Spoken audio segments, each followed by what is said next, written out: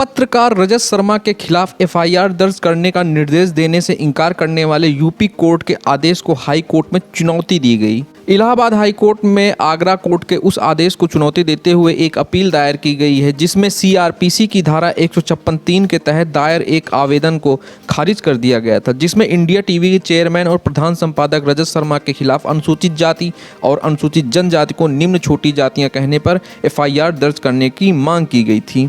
अनुसूचित जाति अनुसूचित जनजाति अधिनियम की धारा 14A के तहत अनुसूचित जाति समुदाय के सदस्य मुकेश कुमार चौधरी ने विशेष न्यायाधीश SC/ST अधिनियम अतिरिक्त सत्र न्यायाधीश आगरा के आदेश और फैसले के खिलाफ अपील दायर की है।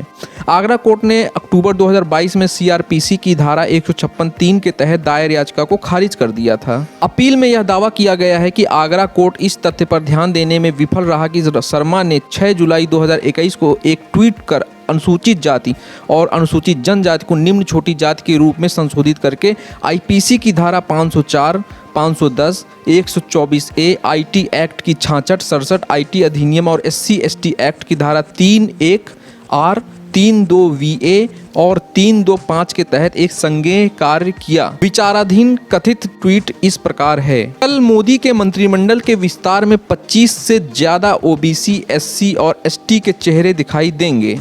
20 छोटे छोटे वर्गों के लीडर्स को जगह दी जाएगी।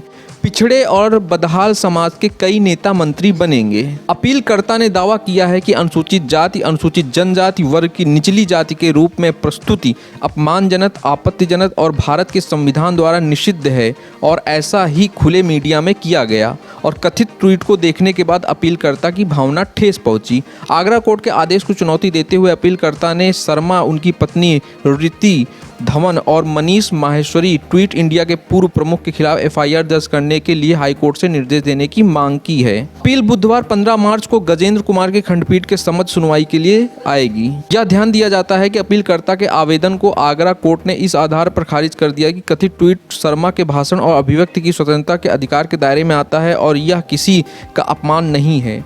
न्यायालय ने अपने आदेश में यह भी कहा कि ऐसा प्रतीत होता है कि अपीलकर्ता ने प्रचार करने के लिए याचिका दायर की है। रजत शर्मा के ऊपर एफआईआर दर्ज करने के लिए हाई कोर्ट में अपील की गई है। आप लोग RD मंथन को सब्सक्राइब करिए, लाइक करिए, शेयर करिए। धन्यवाद।